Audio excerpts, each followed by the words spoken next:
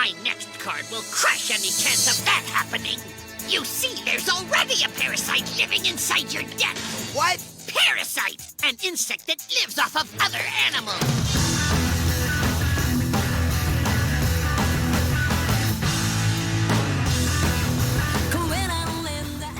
Greetings once again, my friends, and welcome back to Geek News Anime Night, where we take a particular arc or story and we dissect it episode by episode and give you guys our thoughts on it. In this particular case, we are doing the Yu-Gi-Oh! Battle City arc, and we are only doing the Duels. So I am your host, Adam Mickelson, aka Drac. I hope everybody's having an awesome day or night when you're listening to this. We're very happy to have you. And let me go ahead and introduce my panel of fellow content creators and fellow awesome guys. But first, Alex, we need to have a talk about you. Why do you always have to send teenage couriers that try to pick my pockets in order to be able to send text messages? You know you can do that from your phone, right? But the other way's so much more fun. I was wondering about that. It's not fun for the person that you have to send to me. Maybe not, but it's fun for me. All right, well, I tried at the very least. Sorry, teenage boy. And joining us also is Brinton Volley, the Iron Knight! Or is that... Oh, I love that. Or is that more Tin Knight? I don't know my medals anymore. Way Alex to let a brother down. I don't know my medals anymore. So, yeah, there you go. Brinton, Alex, how are you this fine day or night when people are listening to this? I'm good. Good. So today we are taking on, so we did the Master of Magicians, which, you know, was basically a typical Battle City duel. But today we're taking on Joey Wheeler versus Weevil Underwood. And, oh boy, I didn't think I'd have as much to talk about in this one as I do. But really quick, just both of you, give us a general, did you like this duel? Did you dislike this duel? Brinton, go. I literally felt like I was watching Esperoba, but insects. Yeah, I guess that's a good way to put it. Esperoba, but in what? But with insects. But insects? Okay, all right. Okay, all right. Drax's brain went somewhere else. My bad. Oh my god. Wow, I'm like, I don't even want to do a Google Images search for that. Alex, what about you? I probably agree with Brinton. It's mostly the Esperoba duel, but more bugs. Yeah, pretty much. Now, here's the thing. Like, before we actually get into the stuff, like, I still like this duel. I'm not going to say that I don't. Because, like, I go back and watch the duels whenever I need a good laugh. And this still is a good duel to me. However, when watching this duel to be able to do this podcast, I noticed a lot wrong with it. And I think the perfect way to be able to sum it up for you, Alex, because I've already summed it up for Brinton, is, you know, considering that this is a Battle City duel, this duel feels very Duelist Kingdom. Mm-hmm. And you guys will figure that out when we get there. But let's go over the makeup here for a second. So this is Joey Wheeler's second duel in the Battle City tournament. And some people have been getting this wrong. No, it's his third duel. No, it's his second. The one with the rare hunter doesn't officially count in the tournament. So this is his second one. And he is up against Weevil Underwood, who I guess the only credit that Weevil has ever attained is that he became the regional champion. That's the one that we saw in the episode he was introduced in, by the way. That's the only other dueling credit he's ever gotten in all of his history. You know, the series went out of their way to say, like, this guy's a brilliant strategist, and he's only gotten like one regional championship to his name. Okay. And that being said, so we already know the makeup of Joey's deck, which is go into Vegas. I'm kidding. It's more, if you want to, people actually get mad at me for saying the go into Vegas and gambling stuff, but a lot of his cards are gambling. And so at that point, we have a warrior deck, for lack of a better term. He doesn't really have anything outside of that, outside of the warrior archetype. So you have that up against insects. Lots and lots and lots of gooey insects. And so but we also have the added thing that we have to deal with of, if people remember from the Duelist Kingdom duel between him and Yugi, Weevil doesn't really play fair. I'm not saying he outright cheats, but he has got to be the biggest rules lawyer at his elementary school, is all I'm saying. Because he skirts those rules real close. So at that point, initially, this duel actually looks like it might be a good thing for Joey. Because unlike Esperoba, who is kind of that newcomer, many people know who Weevil Underwood is. So if he actually beat Weevil, he would get some recognition. He wouldn't have to just brag that he was second in Duelist Kingdom. He would actually be able to show that he could hold his own without Yugi. So I do like the stakes there, but obviously the stakes are Battle City stakes. They wager, what was it, 2 or 3 locator cards each? No, it was 2, because it was basically an elimination match. Exactly. So at that point, we don't have souls or anything like that in stake. We just have 2 locator cards. I know, super disappointing, but you'll all get over it. So at that point, let's talk the positives of this duel. Do we have any positives of this duel? I still think that this was a good duel in terms of recognition for Joey, because, I mean, spoiler, Joey wins, and that actually does help him get some recognition because people know who Weevil Underwood is. So at that point, they can't say that he's just a fluke. He actually did beat what is considered to be a top contending duelist. So I do think that that's a positive. Alex, what do you have positive about this duel? I mean, I'd agree with you, but I can't say much more. It's not necessarily that the duel is bad. I just don't think it was particularly memorable either. No, like, if I were to...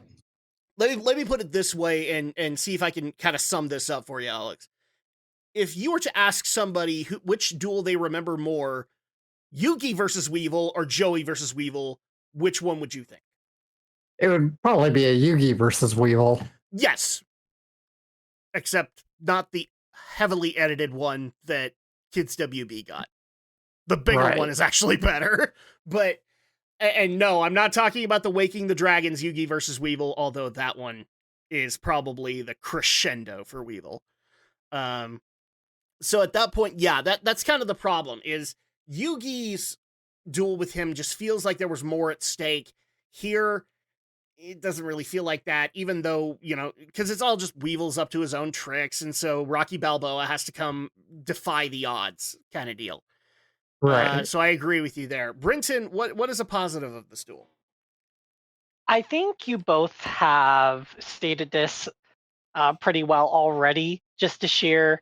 And I even had mentioned this in the previous episode towards the end, where the Joey duels are going to be really showcasing and showing that he is a capable duelist and that he is growing and learning from every duel that he is participating in. Yep. Without, Yugi immediately by his side. So I think that in terms of showcasing his ability to be a capable duelist, one that is a runner-up of Duelist Kingdom, this is another really good showcase of that. Yes. However, because I very much agree that this does feel like a Duelist Kingdom type of duel. Mm-hmm. There was way more for Yugi to risk at Duelist Kingdom than there was for Joey in Battle City. Yes. I mean, at the end of the day, if Joey didn't make it to the finals, that would have been really, really crappy. However, Yugi definitely had way more to lose not being able to face Pegasus at Duelist Kingdom if Weevil had taken him out. Yeah, unfortunately, this is actually one of the things I kind of noticed while watching this back, maybe like the second or third time. Joey's duels, while they are good, unfortunately, they kind of get overshadowed by the Yugi duels because, frankly, there's more at stake with the Yugi duels, and one of the biggest allures of this particular arc is the God cards, and Joey doesn't really deal with the God cards until the finals.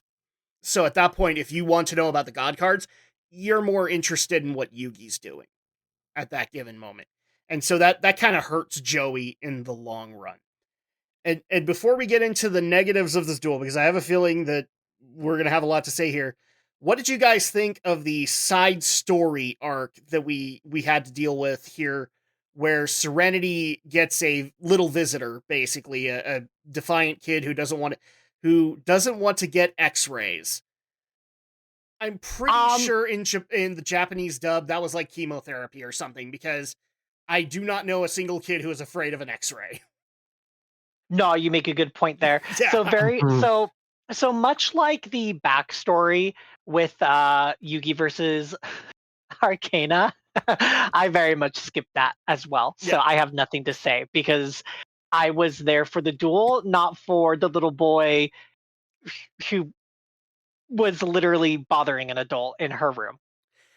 The only reason I think it exists is because we had to once again show that much like Taya believes in Yugi, Serenity believes in Joey. Except we already kind of know that because Serenity is Joey's sister. So at that point, kind of unnecessary. What do you think, Alex? What did you think of that side plot? Yeah, it just isn't totally necessary because again, it's just another Serenity believing in her brother storyline, and we already get that. We already know that Serenity, reveres Joey a lot. That she'll always root for him no matter what. So it just really kind of was unnecessary. Would you say, Alex, that this side story was as unnecessary as human characters in a Transformers movie? No, because I think I wouldn't go there because that's another matter entirely. I Okay. feel like this would have been more fitting, like if this happened like the few episodes earlier when Joey had to face down the rare hunter and Serenity was too scared to go into her operation without Joey being there, Yes. right? So maybe if you like changed up that plot a little bit and put this plot back in there, it probably would have worked better, Maybe, yeah. right? Maybe. But overall, kind of not really necessary. I mean, it's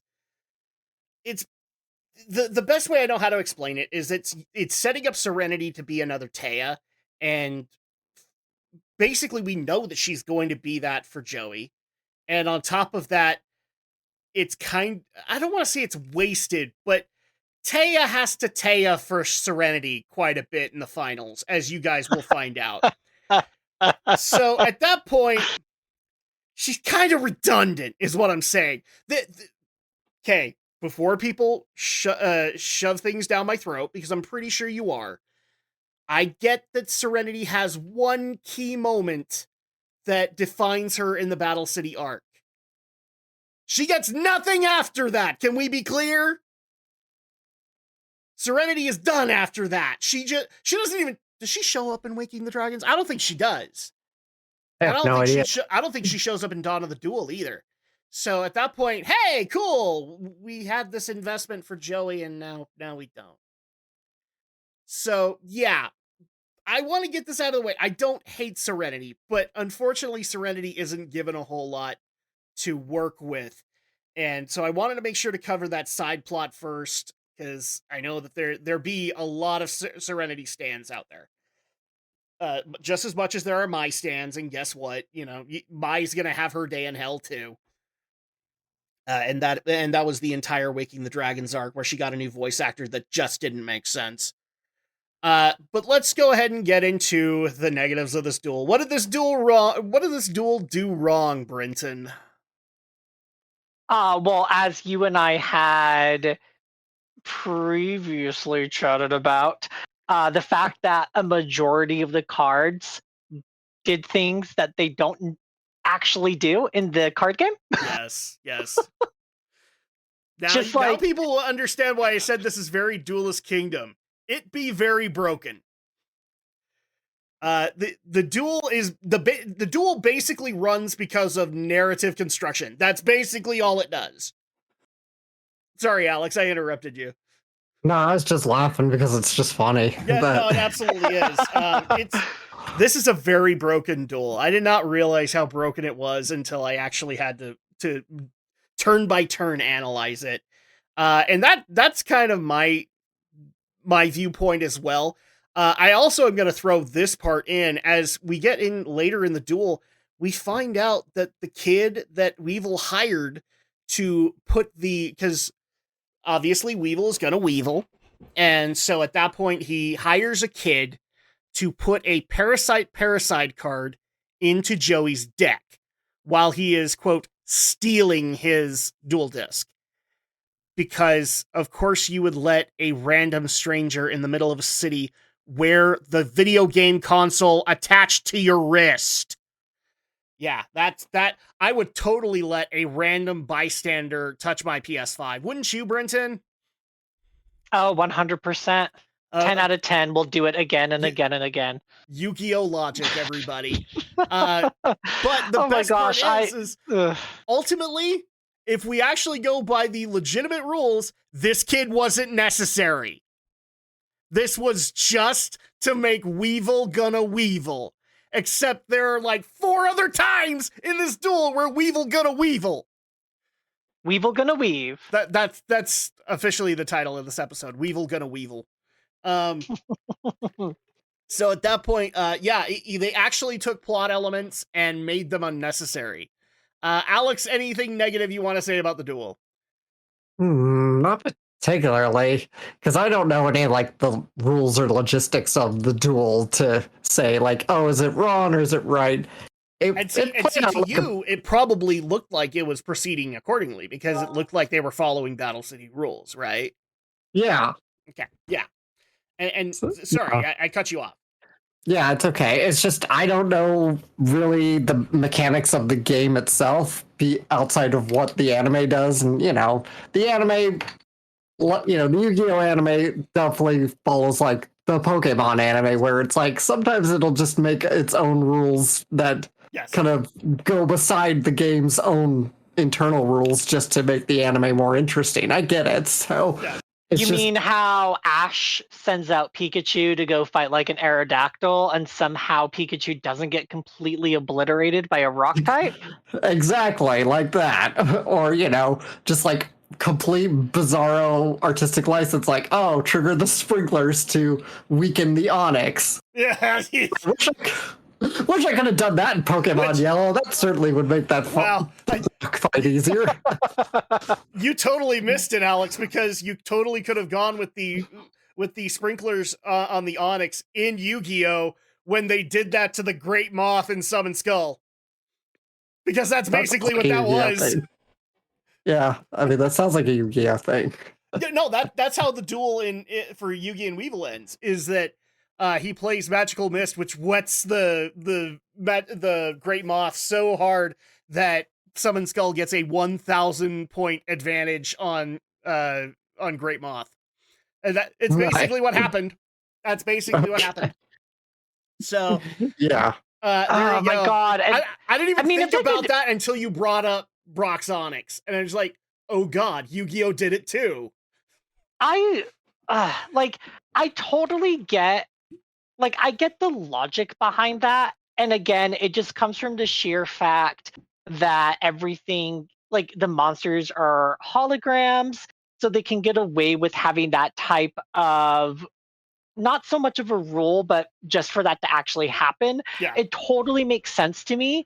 But then it pisses me off so bad because then you go to do things like play Pokemon or play the Yu-Gi-Oh! Trading card game, and none of that stuff legitimately happens. Nope, that's why I affectionately love Duelist Kingdom, because at that point if you're going to watch that arc, you have to understand that the rules of the Yu-Gi-Oh! Trading card game did not exist at that point. And so at that point, they were trying to figure shit out, and so they basically did shit that looked cool. And that's how people win duels. I mean, for crying out loud, do I need to bring up the Soldier of Stone destroying the moon? Yeah, that it's shit like that happened in Duelist Kingdom that never happens in any of the later duels. I also want to say that I think another thing that hurts this duel is when Yugi faced him in Duelist Kingdom.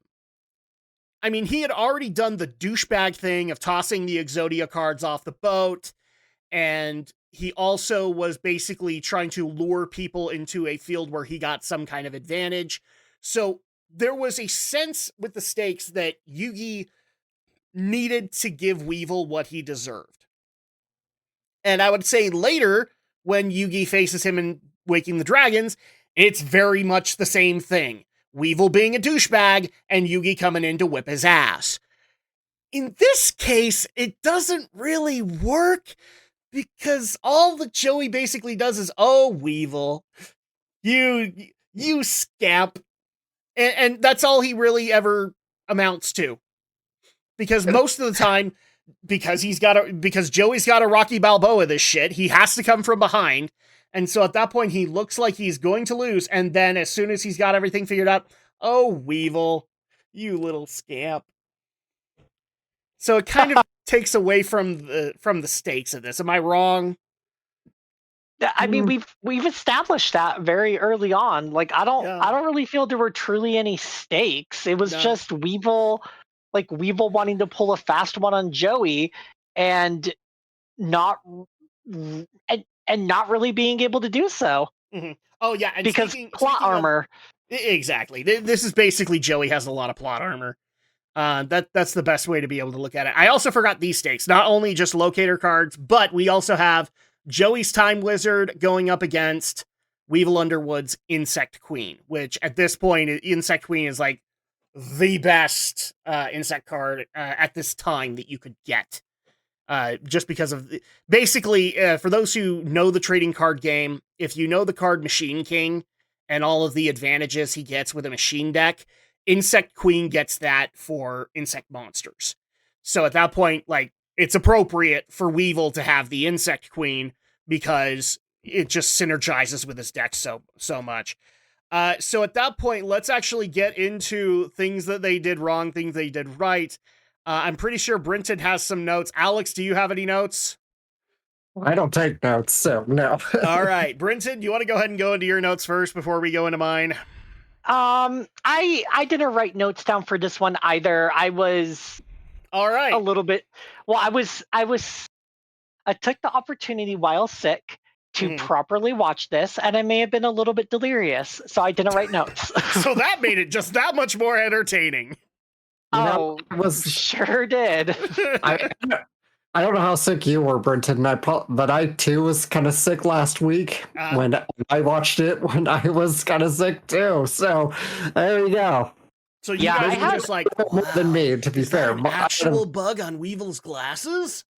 Oh my gosh! I had strep last week. Oh, that's gnarly. Okay, it was marvelous. Cold. We've been dealing with cold flu season over here, and I think that's what you got too, Alex, wasn't it? Yeah, I had a cold last week too, and I still had to work through it. So yeah, it was tough. But I definitely feel Brenton got the raw end with getting strep. Yeah, he totally did. Thankfully you're over it. Oh yeah, I'm completely fine now, as if nothing ever happened, which is super annoying. But anyway, so. Once again, I'm going to give a compliment to Weevil. I actually do like this design that they went for Weevil Underwood. Way better than his creepy little grade school kid outfit that he had in Duelist Kingdom. And I actually like the fact that they kept it in Waking the Dragons as well, because like you have the bug on the shirt, you have the bug on the glasses, and he still looks like that squatty little elementary school kid, but he looks lanky and therefore has kind of a, like, don't trust this person kind of vibe going to him. So I will at least compliment that for those who never heard that I did that. Because Rex Raptor, his outfit didn't really change that much. They changed a few colors, that was about it. But Weevil, they redesigned him, and I'm very happy that they did. But let's go ahead and get into the first note that I have here. Oh god, it's a mime! Kill it, kill it, kill it! It's a what? It's a A mime. mime. Oh yeah. Oh my Because we had a gosh. reference to strings early on, and I'll get into my opinions on Strings. Strings is an interesting character. Let's just say that. But first thing, red flag. Joey, kid wants your autograph for his sister, and you've only participated in one tournament. I mean, I know. granted, but it was Return to televised. Yu-Gi-Oh! Is gullible. Well, pretty much everybody in Yugi's group is gullible. Kaiba, Yeah. not so much, but Kaiba can Yeah. have gullible moments. Let's put it that way. That was more sensible. Yes. So another red flag. Said kid wants to try your dual disc. I'm sorry, but at this point, I'm also going to... Hey, Future Drac, could you go grab the Piccolo line from DBZA of red flag? Red flag. Because I need that right now. Like, on both of these. That's a good idea. You know what you should also do is go to Yu-Gi-Oh! Bridge, grab the Bandit Keith line where Bandit Keith steals Yugi's puzzle, and he goes, "I predict you are a gullible idiot in America." No! No! No! No! No! I predict that you are a gullible idiot in America. Well, I've already edited that episode, but I guess I could retroactively put that in. So the next one that I have is, Joey deserved to have his dual disc stolen. Because I'm sorry, the kid's reasoning for that, especially when they catch up to him, he's like, but I wanted to join the Battle City tournament, and I couldn't because I'm a kid. Yeah, that made Really? no sense, considering that Kaiba literally handpicked and invited And the this is the individuals one who time the competed. Duel Fuzz doesn't show up. Mokuba's nowhere. So yeah, this would have been one of those times where we'd have to deal with the whistle violation. But no, the commissioner was, wow, this commissioner is about as good as a pro wrestling commissioner. He's only there when it's plot convenient. Pretty much. Pretty much. And also, I'm going to give some negative points over to Solomon Moto, aka Yugi's grandpa, because the first thing that he talks about is dueling with honor and not, "I'ma take you to the police now." Because, I'm sorry, given the kid's reasoning, he needs to have that moment with the cops. But then again, the cops are probably disbanded during the Battle City tournament. So then also, and then I also wrote a note about how I do like the new Weevil design. It's great. Okay, Weevil has now officially passed the despicable villain test because of the fact that he paid. I actually like this. He offered to pay the kid with a rare card. And his answer to that when the kid did his job was to give him the like lamest insect card that he could think of, and basically saying, "Oh, well, if you don't want it, I can just rip it up and you get nothing." I'm like, yeah, okay. He passes the heel test. I'm okay with this. But the other thing that was actually funny is I did look up the card, which is Gokabore. He did promise a rare quality card to the kid, and in the Yu-Gi-Oh! TCG, Gokabore is a rare quality card. So technically, Weevil didn't lie, because it did have the silver text, which does say that it's a rare card. So I did like that. So I did say foul in here. We'll call it an outside foul. So there you go. We'll get the siren. Oh my god, Ash currently played the kid in Serenity's room! So it was the same Ash voice actor as in the last season of Pokemon that played the kid. Yeah, Veronica Taylor. That was fun. Yes. And I just thought, especially considering that Andrea is watching the Masters 8 tournament right now, I'm just like, oh my gosh. Like, this is just a wave of nostalgia hitting me at this point. So yeah, current Ash plays the kid in Serenity's room. Okay, so this was when Taya finally caught up to Joey, or they finally caught up to Weevil. Taya, hey guys, remember that this Weevil guy's a total douchebag, everybody else in the crummy British accent, "We know, Taya!"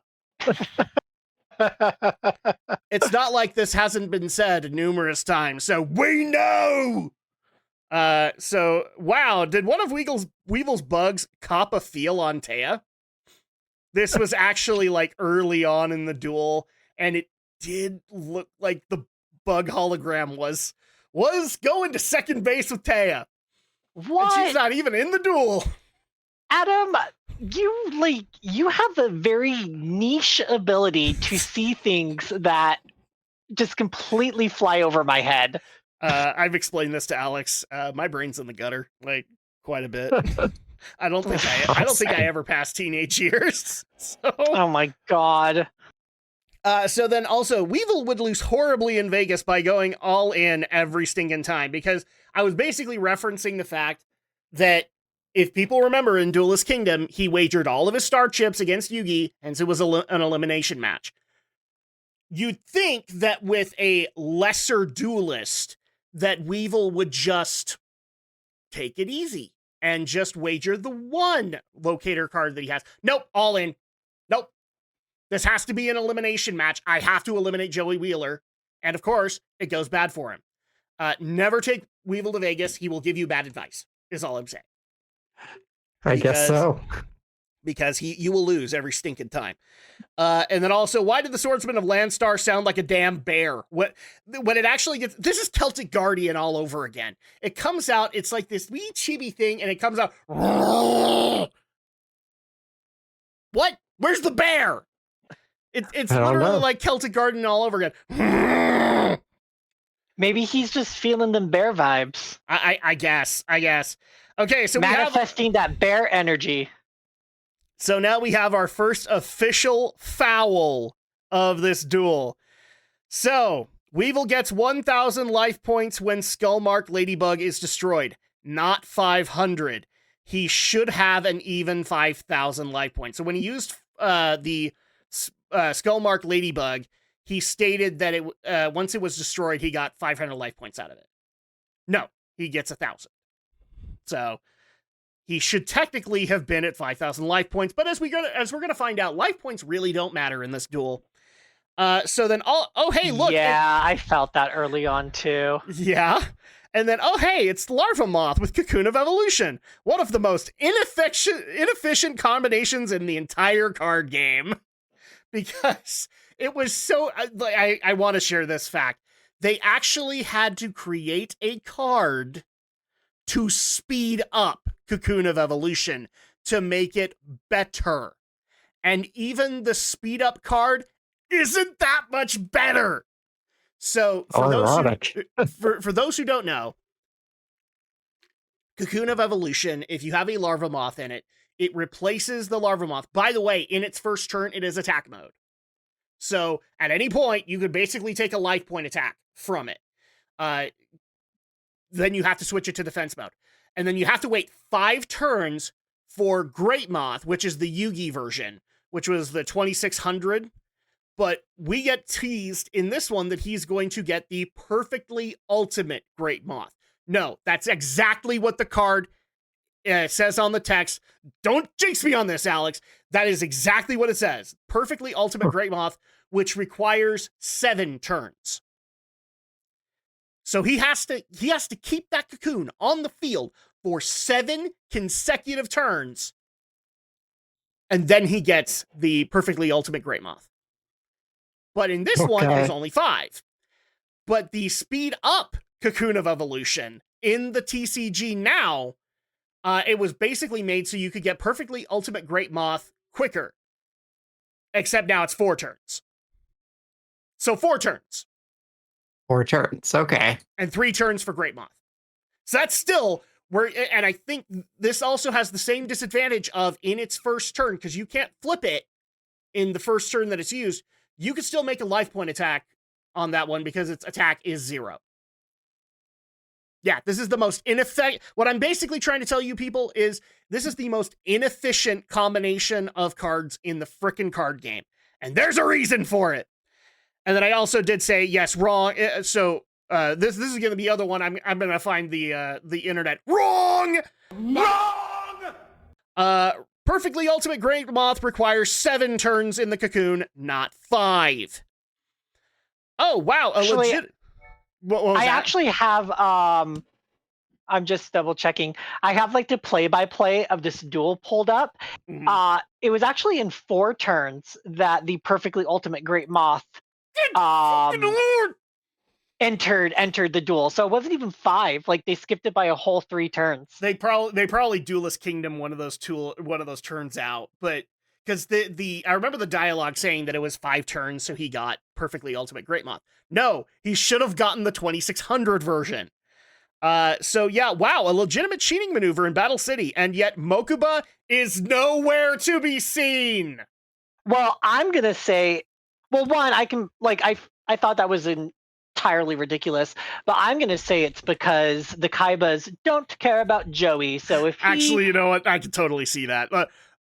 So like Mokuba's like, oh wait, somebody's violation, and then Seto's like, wait, Mokuba, is that the one involving Joey? Yeah. Get your ass back here. I completely believe it. I believe he would totally do that because he wants Joey out of this damn tournament. So here we have foul number 2 on Weevil. Parasite does not work in any way that Weevil says it does. In fact, the kid Weevil paid was entirely unnecessary. So now we get to talk about this. I'd like to welcome everybody to the moment where the Yu-Gi-Oh! TCG text becomes so tiny, you actually need lawyer specs in order to read them. And that's what I had to do here. So the way here, I'm going to sum this up and we don't have to deal with the legalese. But Parasite, basically, as soon as you play it on your first turn, if it's played on the first turn, then it immediately goes and infects your opponent's deck, and he has to reshuffle. When he draws it, it is then forced onto the field, and the monster that it attaches to is turned into an insect. And this is actually an interesting aspect. Because of this next effect, Joey should have lost. For every turn that Parasite is on the opponent's side of the field, you lose 1,000 life points. I counted 6 turns. He was done. So yeah, Parasite not used adequately at all. And for all the people who want to say, well, he'd have to draw it first. This is Weevil Underwood. Are you telling me he wouldn't like literally stack the deck so that it's on the top every single fucking time? Of course he would. And so at that point, I play Parasite. It is now in your deck. And even better, he could use the same card that he used to bring Parasite out of his deck anyway. So at that point, the kid was worthless. What a waste of time. Yeah. Yes, and also, this is another thing that he got wrong. Wrong! Yes, Weevil, you can sacrifice a monster infected with Parasite. Because he told Joey that he couldn't.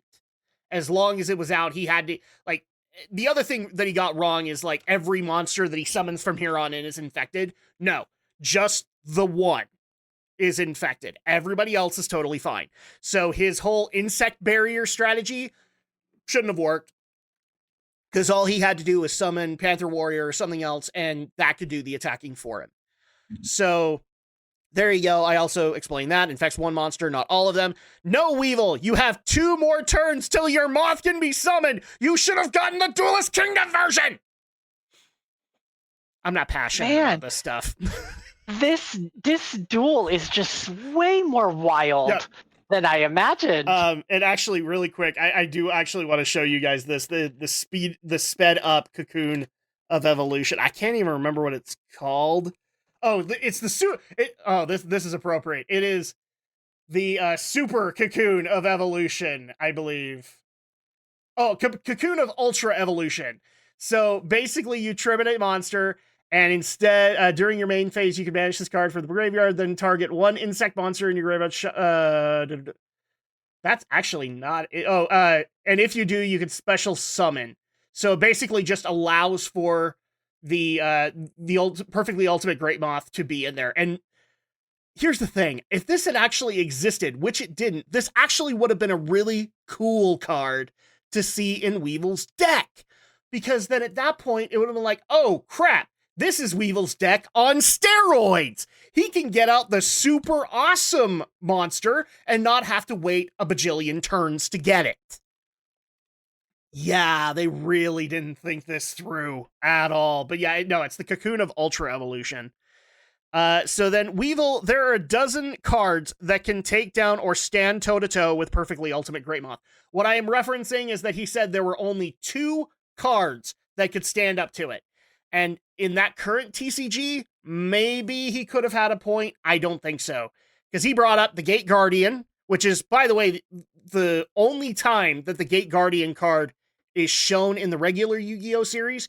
You have to wait till GX to see it, if you haven't seen it by that point. And also the Blue Eyes Ultimate Dragon. So those are the only 2 that he says can beat them. And I'm telling you, Valkyrian the Magna Warrior could stand toe-to-toe with it. Oh yeah, by the way, there are 3 Egyptian gods. There are other things that can beat your monster, Weevil. I'm just saying. And this is technically a foul. I'm not going to call it because I said so in the Esper Robo Duel. Joey Skull Dice only reduced the Moth to 3,300. Again, we're doing the whole divided by 3. No, it's just minus 300 points. Here's another foul. Graceful Dice only increases Parasite's attack to 900. Because he was basically saying that Parasite was like upwards of 4,000 or something like that, and that's how he takes out the Perfectly Ultimate Great Moth. But that's not the case. It only raised it up to 900. Ergo, Joey should have lost 2,400 life points and be down to 400 in that turn. And oh, by the way, the next turn, you're dead. Because as soon as you end your turn, yeah. Oh, wait, Insect Barrier stops the attack. Ergo, Joey wasted both dice cards! Hey. So he couldn't attack the Great Moth because of Insect Barrier. Technically, the Moth shouldn't... Well, no. Insect Barrier does not work both ways. It's just the one side. So he would have been fine. But Joey actually wasted both of his dice cards. Are we happy with Joey right now? I wouldn't think so. Not with that. I mean, there's nothing about this duel that makes sense at this point. No. And of course, I also did say it here. Wow, this for being a Battle City duel, this duel feels very Duelist Kingdom. Here's another foul on Weevil. Weevil did not count Insect Queen in the insect count, ergo she is at 3,400, not 3,200. So for those who don't know, she gets 200 for every insect monster on the field, including herself. And the math was not there. So she was at 3,200. My guess is they didn't count her. But the problem that I have here is when Machine King has been played in the past, he gets counted. So, not sure on this one, but it's just an overall foul. So yeah, we have that one. Lol, Weevil summons Cockroach Knight to feed the queen, and they recycle the Leghoul footage. Did you guys notice that? I'm going to sacrifice my Cockroach Knight. Oh, it's the worm again. I didn't notice that, no. Yep, because remember, she ate the Leghoul first, and then he brought out the Cockroach Knight. So, yeah, I love the fact that they were recycling shit. And I would love to see the Japanese duel just to see if it's still recycled. So, insert poop joke for the insect eggs. Yeah, it was great to see the insect queen continuously poop out eggs. We're just so rewarded by that whole experience. I'm sorry, I have to say this. Insect queen's kind of gross. Am I wrong in that? I mean, it's an insect queen. I don't know what you're expecting. I mean, I hated every second of it. So yeah. Yeah. It's an incredible card, but God Almighty, I never want to watch that animated again. Mm-hmm. It's the only time where I found poop not to be funny. So the other thing, I can't remember. There was something he was trying to do that was increasing all of his insect monsters.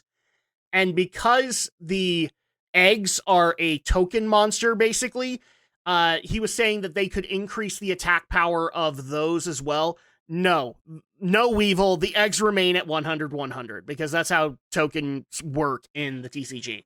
So, like, Scapegoat is, I think when it's summoned as a monster token, it's 100. So you can technically summon out the Scapegoats and put them in defense mode. So at that point, he was wrong on that.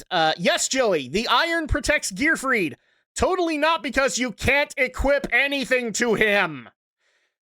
This was when he summoned Gearfried. This is like, Gearfried is the saving grace of this duel for him. Am I wrong in that? Well, he seemed accurate, yeah. Well, he was saying that because of his metal armor, and I get why they did this, because flavorful writing, but the effect of Gearfried is literally you cannot equip anything to him. So when he was trying to equip Parasite to him, which is what happens in the game, he gets equipped. You can't do that to Gearfried, hence why it didn't work. But I had to point that out. Joey attacking the egg token with Gearfried is the smartest move he has made all duel. The reason I say that is because it was basically a life point attack. Because once again, the tokens are 100. So Gearfried attacking it is basically 1,700 points of damage, which, if people remember, Weevil was not short of life points in this duel. So it actually was a good strategy. It's just unfortunately one of the first good moves that Joey made.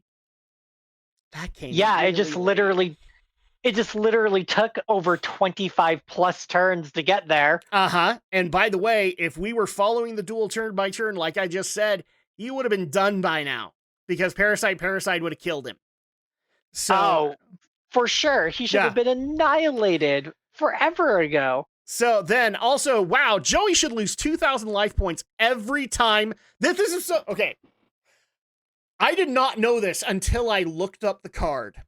So Grave Robber is one of those trademark cards that everybody looks forward to seeing from Joey's deck, right?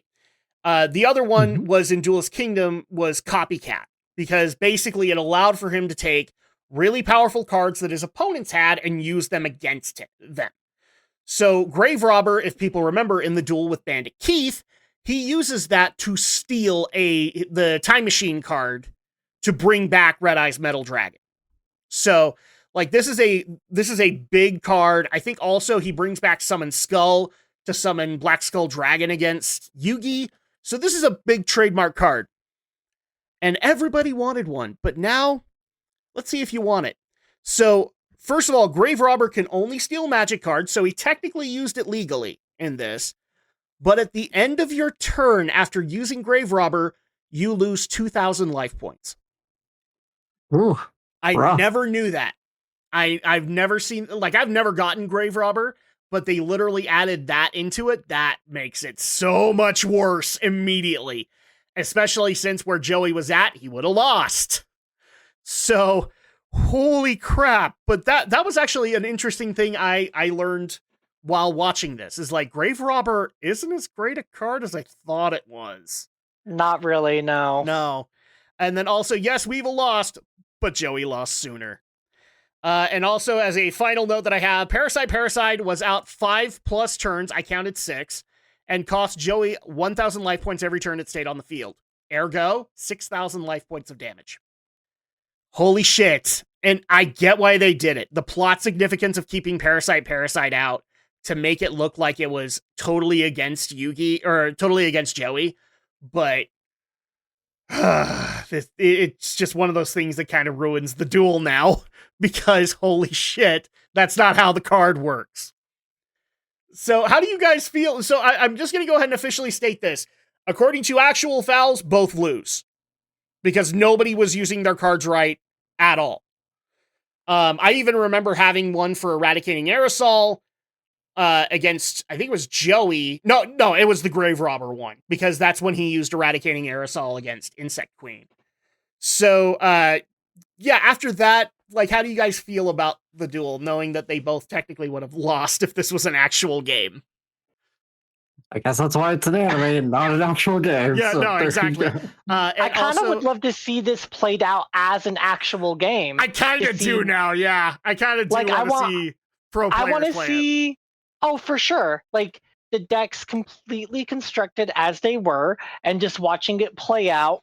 Not, excuse me, not exactly card by card, No, but essentially like just letting it play out as the cards are drawn in a real TCG match, and I want to see what would actually happen. except the problem Because is that Joey would lose very early on. So a lot of the rule breaks that Weevil had came later in the duel, and by that point, Parasite would have killed Joey. So Weevil would have still won, and he probably wouldn't have had the strikes. The only difference here, Brenton, and I think you and I can both agree on this, being that we've both gone to Yu-Gi-Oh tournaments, this duel would not have taken 20 minutes. It would have taken 2. it would have been it just would have been quick. It would have been super quick. Based on what we've talked about previously, everything, all the research that you've done to bring to light what the cards effects actually do. And I mean, I looked it up too, so I've been following along very well with everything that you've been saying. No, Joey should have not won this duel, No, like no. at all. And I think it was either Alex or Brenton that said this, that summed this up. Joey has amazing plot armor in this duel. Amazing plot armor. Because he gets away with so much in it and actually is able to survive the duel. So at that point, I mean, and for all the people that we have gotten a few people that are mad that I bring up all of the specific rules of the card game and everything like that. Guys, I'm not bringing it up to be like a rules lawyer or anything like that. It's mostly just so we can laugh at how these cards don't work the way that we think they do and how they're basically used for plot expedience. So I'm not like saying that overall Joey should have lost. Obviously, for plot reasons, he can't lose. But it is funny just seeing how conveniently we're replacing what the cards actually do. So at that point, that's ultimately what I'm doing here. And that pretty much sums things up. So out of 5, what would you guys rate Into the Hornet's Nest? Or not Into the Hornet's Nest. That's the Yugi one. Playing with a Parasite. I'd give this one 2 stars. All right.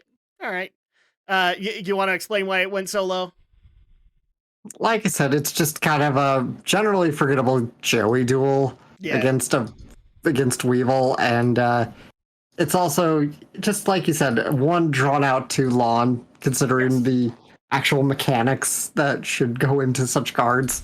Yes, and for all the people, I'm not ragging on Joey. I really am not, but because like when these episodes were debuting, this was hot shit. Because holy shit, we were seeing Joey duel. But in my personal opinion, then Joey versus Odeon happened. And then the balancing scale went way out of balance. Because holy shit, we could have so many other great duels with Joey, not what we got in the first round. Sorry, I cut you off, Brenton. Oh no, I was just gonna agree with you. Yeah. But I can express my thoughts here in just a second when I give my rating. So there you go. Out of 5, Brenton, what would you give Playing with a Parasite? Yeah, so mine is a 1 star. I'm not surprised by that. So you basically are the same rating. So you're giving the rating the same as he got in the computer system. And for sure. The only reason that he got that was because Kaiba couldn't give him -1. So And the reason for it is because of the sheer silliness of the entire thing. Like you and I had discussed previously, and as you have mentioned numerous times in this episode, this very much felt like a Duelist Kingdom duel, and I felt that this was completely beneath Joey. Yes. Like the only reason why we even have it to begin with is to show that Joey is making advancements in the Battle City tournament, getting locator cards, and very much making a firm presence in his ability to make it to the finals. Yeah. Otherwise, like I feel like this was completely beneath Joey, completely a waste of his time, so entirely a joke for his actual dedication and ability to play the game. Yep.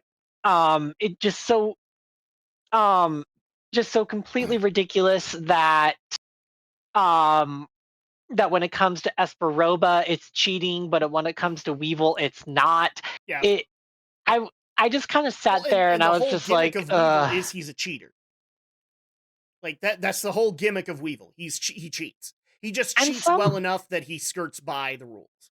and somehow he still hasn't gotten caught. Well, he just loses before it becomes a major problem. That's At that that's point, you could fair say enough. that Bandit Keith is basically a better cheater than Weevil Underwood, and you wouldn't be wrong.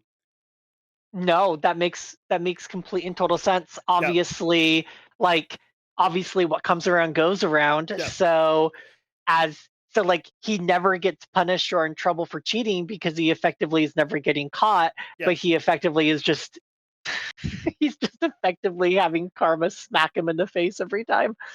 Yeah, and for all the people that are, I will give my rating, but also I'm going to do something else, because if you guys don't think that I appreciate Weevil or anything like that, I'm going to give you a recommendation to a duel that I love that features Weevil at the end of it. So I'm giving it a 2.5, and the only reason I'm giving it that is because plot wise it works. It still is a great story for Joey to be able to come from behind, beat a regional champion, and be able to get that rep in Duelist Kingdom to be a force to be reckoned with in the Battle City tournament.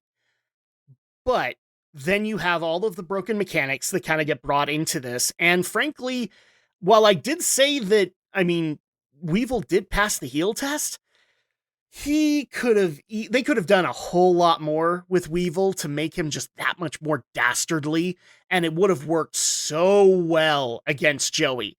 Because Yugi is like the force protagonist. He has to win, right? But Joey can actually have a struggle in a duel, and I'm kind of surprised that Weevil just didn't. I mean, he kind of stacked the deck against him, but not very long. In order to showcase that Joey is a good duelist and he knows how to be able to fight good strategies, and they kind of missed that opportunity here. But if you guys want to see a good Weevil duel, and I encourage you guys, if you guys have another one, but for me, that is in Waking the Dragons, where we have kind of it's actually a double duel in the whole concept of it, because Yugi is basically facing Weevil while Joey is facing Rex Raptor. And both duels are fucking excellent. And I have no problem whatsoever that we have to split between them during this multi-part episode, because each one you're interested in what's going on, and at the end Weevil finally gets the ass kicking he so fucking deserved. That's the other thing that happens here. They just walk away from him. But no, not in that one. No, he gets his ass handed to him before losing his effing soul. So at that point, I recommend that you guys go watch that. It's two awesome duels for both Yugi and Joey. And it basically brings Weevil into full twirl your mustache villain. It actually is very good in that regard. But that's going to go ahead and do it for this episode. So, thank you two so much for joining me on this. And yes, we went over a lot of the rules today. Hopefully the next one's not too bad. But when we come back next time, we get to see the second Egyptian god card, because it's going to be Yugimoto versus Strings, the Quiet One. And we look forward to seeing you guys there. Thank you guys so much for your continued support. If you're brand spanking new here and want to show support, make sure to like and subscribe on YouTube. It really does help. You can also check out the podcast on Apple Podcasts, Google Podcasts, and Amazon Podcasts, as well as Player.fm and Spotify, and be able to download it there, leave a review there. It definitely helps. And also, if you want to check out any additional content, you can go to geekyweek@gmail.com. And that'll do it for us this week. Thank you guys so much for joining us. Brenton and Alex, thank you so much for joining me. And I look forward to Strings the Quiet One being able to showcase the second Egyptian god card. Behold, Slifer, the executive producer!